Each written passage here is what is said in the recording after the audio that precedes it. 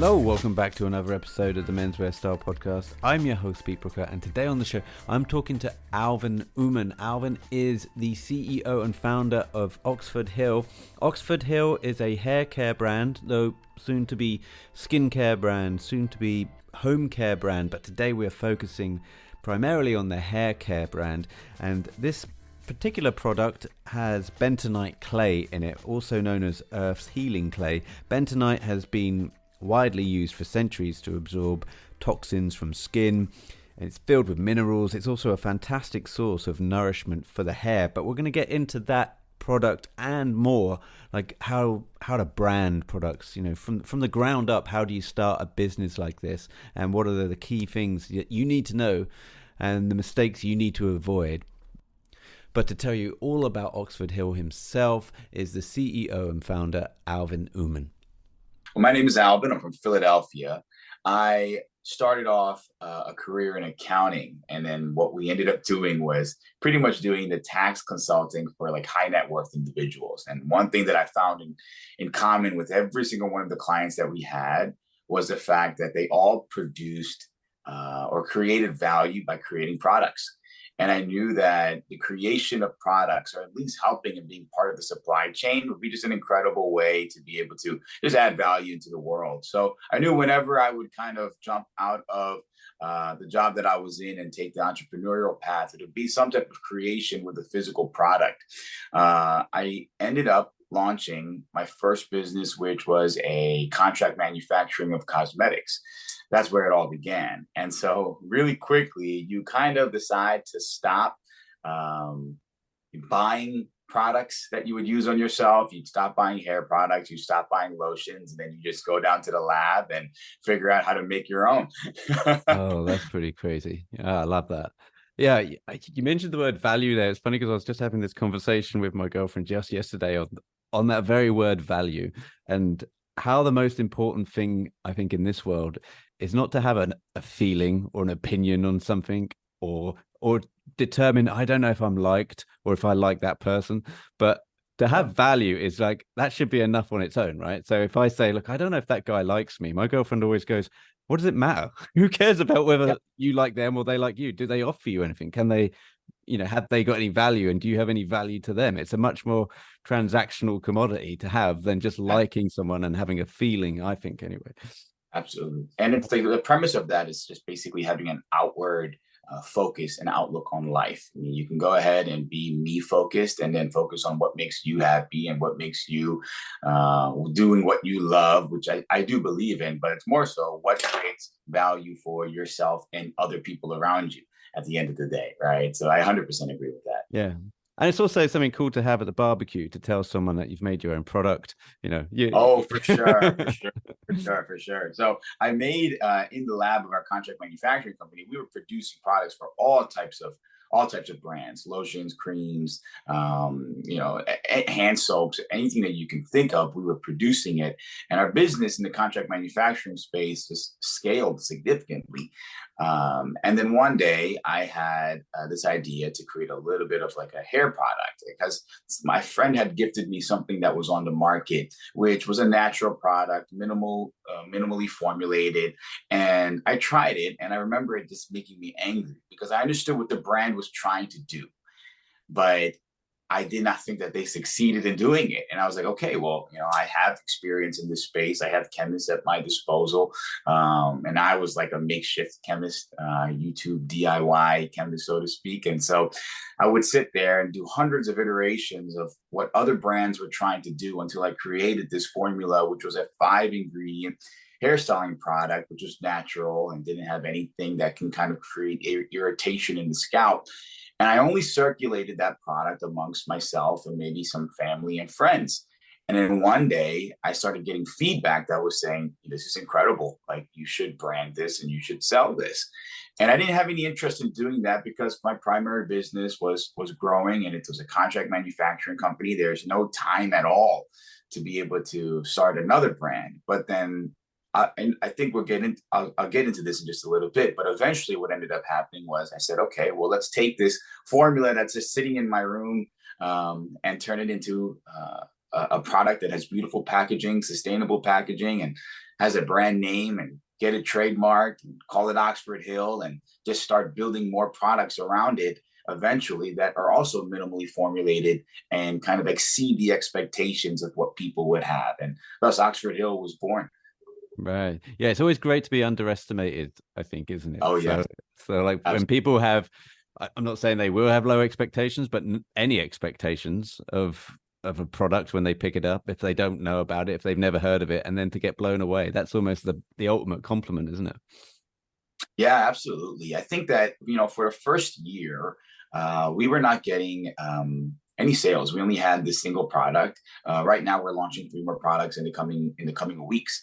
But when we first launched the clay, I mean, it's only my friends and family that were purchasing it. I think within the first year, we probably had maybe 200, 300 orders. It was nothing. But what we started seeing is that those 200, 300 people, it actually, I don't like to use this word, but I have to explain it. But it's kind of like a cult following, because clay hairstyling products have so many different categories, but a clay is very, very niche. There's some people who like high greasiness in the product. There's some people that like really, really, really like ultra strong cement hold. But then there's this category of people who like a very, very, they want it to look like it's styled, but they don't want it to look like it's styled, if that makes any sense, Yeah. A matte finish. It's like a well-groomed look. And that's what clay does. And so this kind of like this very, very, this consumer group emerged that started discovering our product, purchasing it, and then providing us feedback and saying, hey, I see what you're trying to do here, but okay, it doesn't last more than a month. Okay, I see what you're trying to do here, but the hold can be better. And on and on and on, we'd get all of these emails of people saying, here's how to make it better. And then we would respond to that by sending them revised formulas. I think we ultimately ended up making over 96 iterations based off of customer feedback. Oh, very And cool. I remember about 7 or 8 months ago, we ended up launching this final formula. And then through TikTok, one video goes viral, getting 600, 700,000 views. And then other videos just started getting 1 million plus. And people started discovering our product and then loving it and then providing more feedback. And out of nowhere, we have a family, we have a community of people who love hair clay. And that's when, something that was like a hobby turned into a real brand that adds value that we can never stop now, because there's people that will be severely disappointed if we ever cease to exist. Yeah, yeah. You've got a responsibility now. You got to give Yes, and give the. that absolutely. It's a unique feeling, actually, to be quite honest. So take me back to the early days with regards to the branding. So there must have been some key decisions to make on not only the name, but the look of the product as well. Are you paying as much attention to that at the beginning because it's just, you're giving it to a small audience relatively, or has it changed into anything else since? Yes, I think that right from the beginning, we made sure that we prioritized the premium look and feel of the product, because you can have an amazing product, but if you do not know how to deliver that and package it in a way that makes people feel as though that there's value in what they have, then unfortunately, many products fail for that reason. They could have an amazing formula, but the way that they distribute that to an end consumer doesn't make them feel as though that they're being valued. Again, it comes back to the whole word of value creation. And so we were very intentional with everything, from the typesetting of the brand, from the matte finish that's on the box that we have, from the frosted glass that we use, from the type of premium cap that we use to enclose the jar. Every single detail of this needed to feel as though that, even though that this was just a 2-ounce product that probably lasts 4 to 5 months, there was a value in it that exceeded beyond just what the application of the product was. But when they hold it in their hand, it's something that creates and screams premium. And that makes you feel as though that, I deserve an elevated product. And it makes people think, there is a difference between something that I can get at, perhaps the drugstore versus people that are creating and curating small batch formulations for the use and intent of something that's different from what other people in the mass market are creating right now. Right. That's interesting. So you didn't really, there were no shortcuts, even from the beginning, even from the early stages. You wanted this to be a premium product. And so, but there's nothing that's moved. I know you said there's been lots of different iterations of the product itself, but the branding hasn't really changed. No, no. Right. That's one of my biggest recommendations. I think that right from the beginning, you're always going to get better. You're always going to innovate a product, and there's little ways that we innovated the packaging. Perhaps we would get customers that would email us and say, "Hey, the box crushed in transit," and then we found out that's because there's a little bit of space in between the top of the jar and the top of the box. So you get smarter from that capacity when you're modifying the packaging.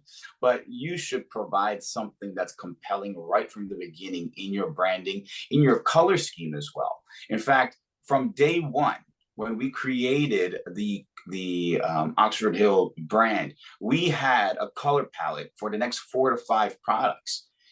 We already know what the second, third, and fourth product is going to look like in terms of a color scheme, because what we envisioned is not just this one product, but ultimately, if 5 or 6 SKUs were sitting on a shelf together, would that look like a family? Will people be able to walk past it down an aisle and say, that's Oxford Hill? Not because the color is the same, but because there's a palette here and there's a story that's being told from the packaging itself.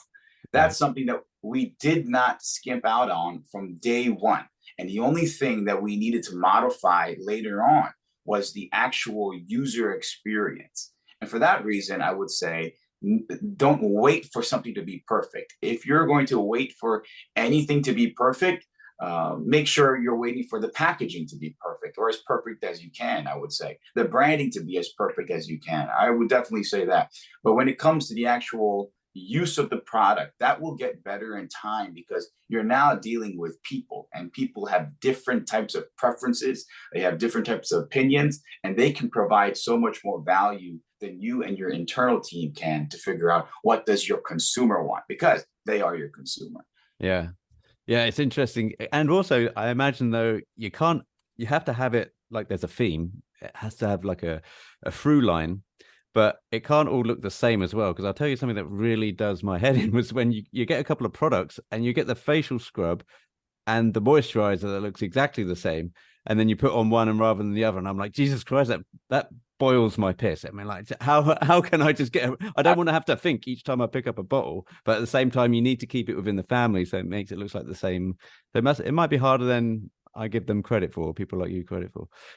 Absolutely, because and that shocks me, because that's something that I see all the time. How is it that a huge company that produces hundreds of thousands of units or millions of units, and the teams that they have behind them, and not realize little things like that, right? Yeah. Whereas we, as smaller producers, as small batch producers, that are producing probably 10 or 20 or 30,000 units in a run, how are we able to figure that out with the limited budget that we have? And it shows just how much closer we are to the consumer than many other larger brands.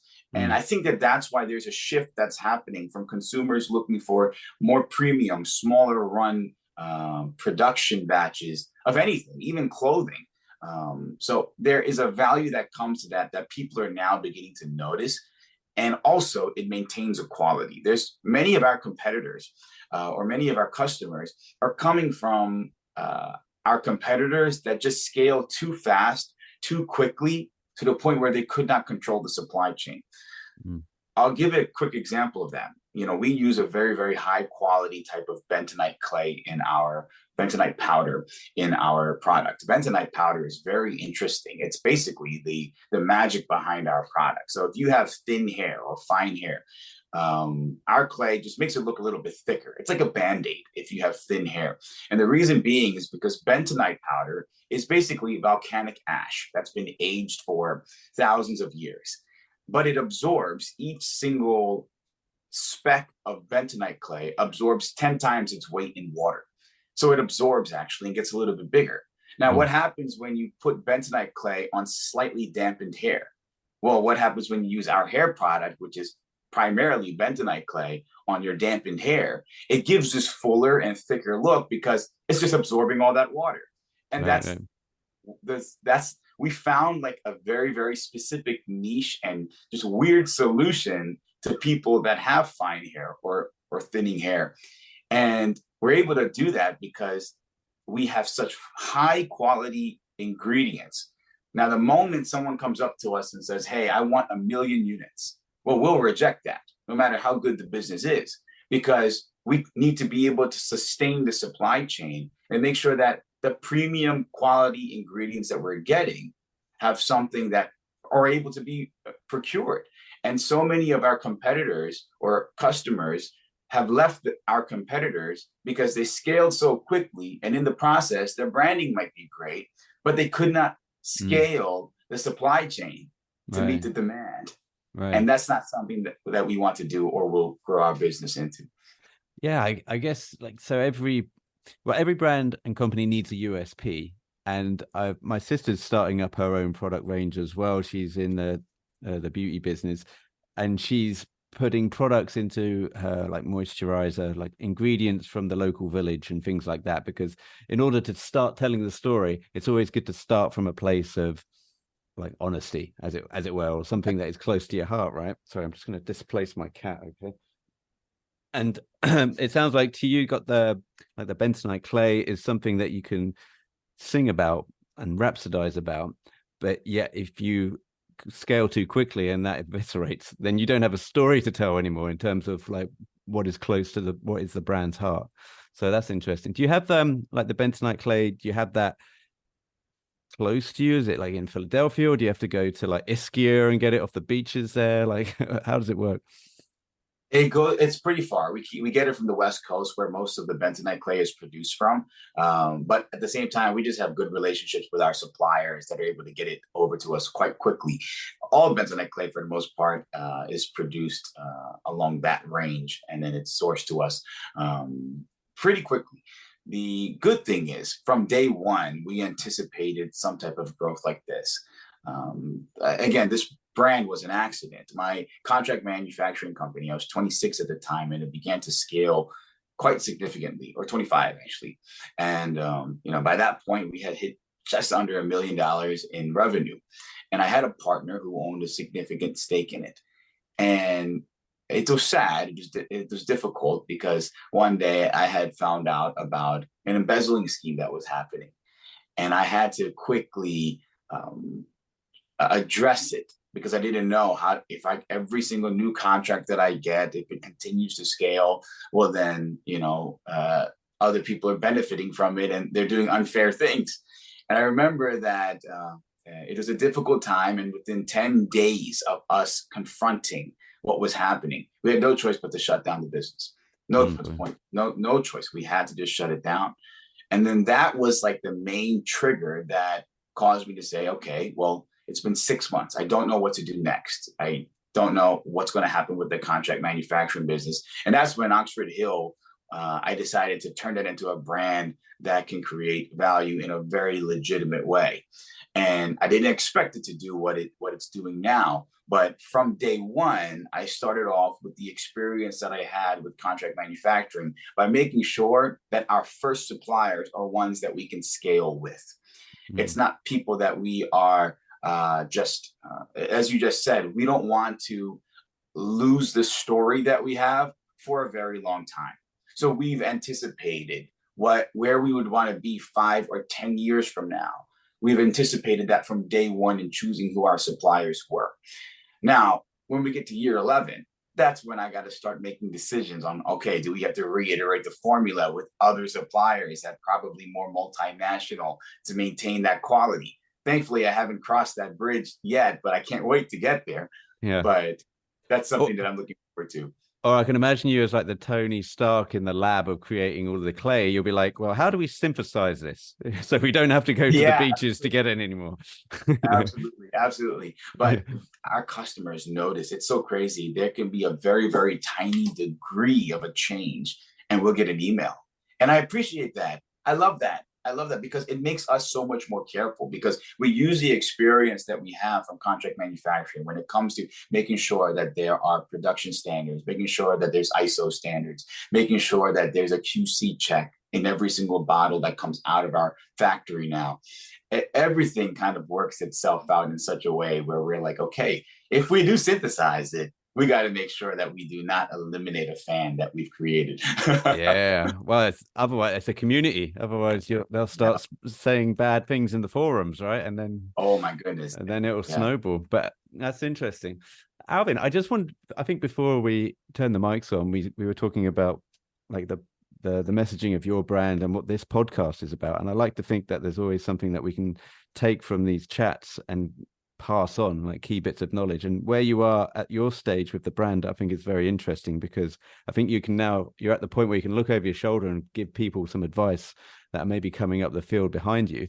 Is there anything that you would say, look, this is how you do it, but do it differently? Don't do it how I did it. Or is there something that's very important that people need to get right from day one when it comes to this? I don't think money should be a disruptor or inhibitor from people to launch a product. I think that when it comes to this, I put it in quotes, small batch, because some people, when they think of small batch, it's like 100 jars, but small batch can be anywhere from 20 to 30,000 jars, right? And so, but when you're thinking of small batch, it's intimidating because you're thinking, how can I produce anything? And I would say that there should be a lot of field testing that's done, because you want to make sure that you're producing something that people want.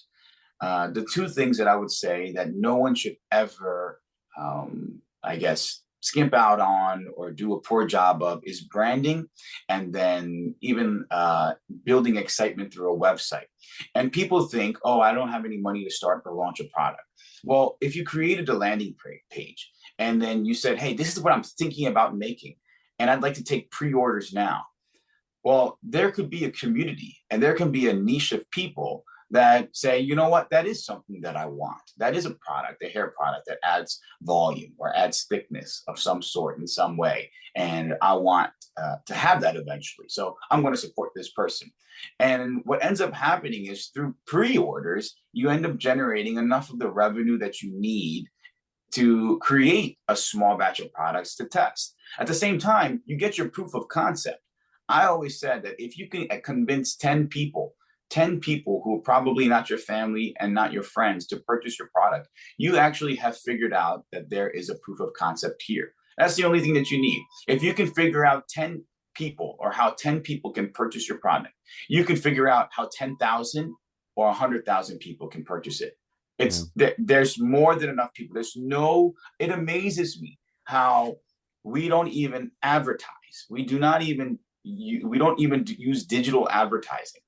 And we have not even scratched the surface of the customers that we can have for our product. And I think that there's so much room in every category. And if you're someone that says, okay, you know what, there's no more room for improvement in X category, whether it be a clothing brand or whether it be a hairstyling product or whether it be some type of a skincare product, there's other ways that you can make a consumer feel alive. And that can be in figure out a way to make your packaging better.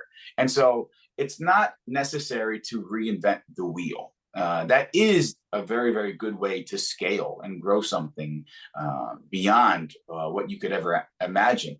But if you're trying to just create some type of value and do well for yourself, don't necessarily reinvent the wheel, but figure out how to make something just slightly better. And that's how I launched my brand. I got a good product, but I thought it could be better. And I thought the packaging could be better. And I thought the ingredients could have been better. And that's what ended up happening. And as a result of that, it started with me asking people, is this something that you would like? And I would get pre-orders. And that's what funded the initial units that ended up being sold. And so if you're scared because you're a risk-averse person, well, then eliminate as much risk as you can. And perhaps the easiest way to do that is by getting people to agree with what you're trying to do and say, hey, I will support what you're trying to build. You have my vote. You have my confidence. And if you have one person, if you have 10 people, then you can get many, many, many people. And I also say consistency is very, very important. One of the mistakes that I made in the early days was not taking seriously the fulfillment of the products. I thought, you know what, this is extremely small batch at that time. So, somebody is willing to wait a couple of days to get their product. Well, I quickly realized that when someone gives you $1, they expect a value in return immediately. It doesn't matter if when whatever they do end up getting is going to be phenomenal for them. You have to respect the time that they have and the confidence that they place in you and giving you their dollars. So make sure that your fulfillment, like ours is now, a day, 2 days maximum. And that's only if there's a holiday. Like, we're really quick to ship out now. And we have good partners that we ship products through. And make sure that you're respecting the consumer from a delivery standpoint as well. The customer service experience is one of the most important ways to build fans. And what was a game changer for us was adding a chat button on the side of our website. I saw that. Yeah, I like that. That was the most amazing thing that we could have done, because that directly leads to people that become immediate fans. When someone goes on our website, myself or a member of my team immediately will get a message from them if they choose to use the chat button, and I'm on there and I'm saying, hey man, what's going on? I'm not doing anything formal. I'm not saying, hello, how was your day? I'm like, what's up, brother? Thank you so much for taking a look at our website. Thanks for giving us a shot. What questions do you have? I'll answer it. I've woken up at 3 a.m. getting a text message from someone who goes on our chat icon. I'll get up and I'll say, hey, you took the time to get on this website when there are legacy brands that are out there. I will answer anything that you have to ask, and maybe perhaps when the volume comes to thousands of people coming in on the chat section per day, I'll have to figure out a way to. Yeah, you got to farm that out. You got to farm that out, especially if it goes off like a WhatsApp beeper and your girlfriend's next to you. It's 2:30. It's like, oh yeah, yeah. Sure. You can. But right now, as we're building like this fan base, those are the people that become our ambassadors. Those are the ones that say, you know what? I love this product. I love the customer service. If you look at our customer reviews, the majority of them are like amazing customer service. And that's what causes people to keep purchasing. So I hope that advice helps, but prioritize your customer service, get a proof of concept, and get pre-sales so that the risk is off of you just by that month, so that you can take that dive into the deep end of a pool. Alvin, those are some great bits of advice that I've even got projects percolating in my head. I'm like, oh, I'm going to take all 3 of those. So thanks for that. And we're running out of time, so I'll just have to put a pin in this. But I think customer service is probably at the top of my things now when I do look for brands that I'm going to either invest in or buy a product from.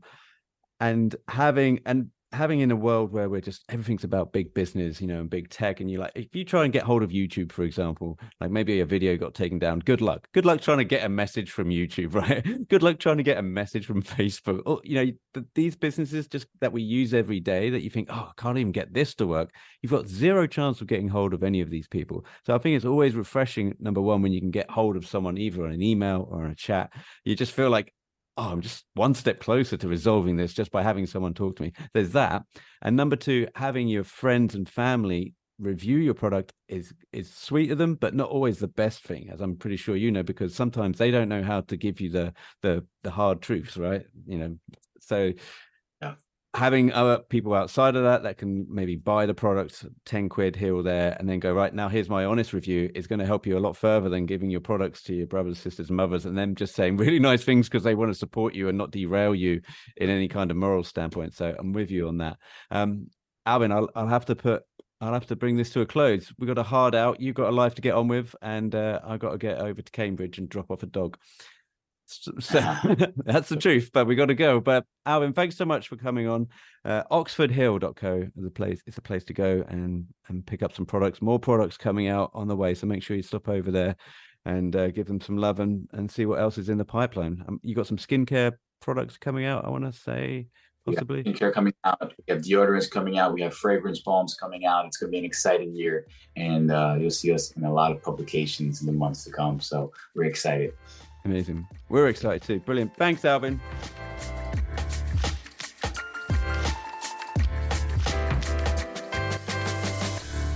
You've been listening to the Menswear Style podcast. Be sure to head over to menswearstyle.co.uk for more menswear content and email info@menswearstyle.co.uk if you would like to be a future guest on the show.